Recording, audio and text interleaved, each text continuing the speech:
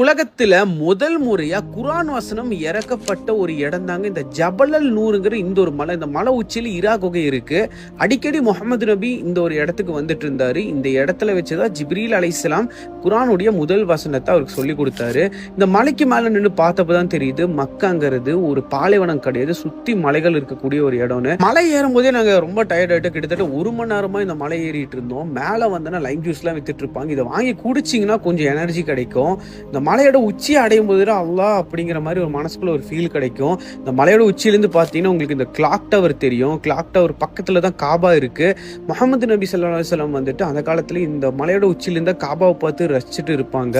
இந்த மலையோட உச்சியில இரா குகை இருக்கு. இந்த இரா குகைக்கு போற வழியை பார்த்தீங்கன்னாவே ரொம்ப குறுகலா இருக்கும், ரொம்ப டிஃபிகல்ட்டா இருக்கும். அந்த காலத்துல எப்படி முஹம்மது நபி எந்த ஒரு இதுவும் இல்லாம இவ்வளவு தூரம் ஏறி வந்தாங்கிறது யோசிக்கிறதுக்கு ரொம்ப ஆச்சரியமா இருக்கு. இந்த இரா குகையில தான் ஜிப்ரீல் அலைஹிஸ்ஸலாம் ஃபர்ஸ்ட் டைம் குர்ஆனுடைய வசனத்தை ரசூலுல்லாஹ்க்கு சொல்லி கொடுத்தாங்க. முஹம்மது நபி அதிகமா இந்த மலையில இருக்கிற டைம் கதீஜா ரலியல்லாஹு அன்ஹா அவங்களுடைய மனைவி வந்து ஒரு நாளைக்கு 3 டைம் இந்த மலைக்கு மேலே ஏறி வந்து அவங்களுக்கு உணவு கொடுத்துட்டு போவாங்க. இந்த ஜபலல் நூர் மலை நமக்கு நிறைய படிப்பினையை கொடுக்குது. ஹிரா கல்ச்சரல் டிஸ்ட்ரிக்ட்ங்கிறது இந்த மலைக்கு கீழே இருக்கு.